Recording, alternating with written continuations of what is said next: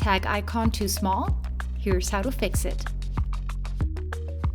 Head to the virtual staging editor and create a new icon, matching the original tag icon look.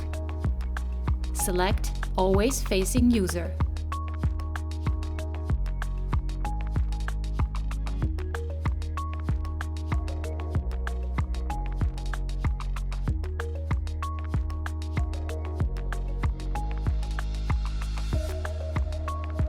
Find the corresponding tag and upload a transparent SVG as tag icon.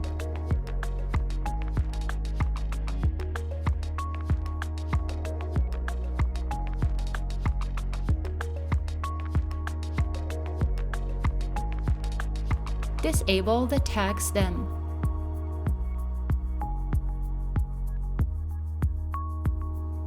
Pull the Tag Sharelink.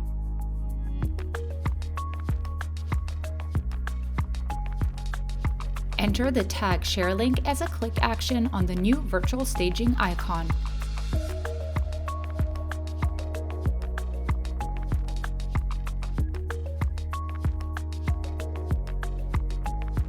All done!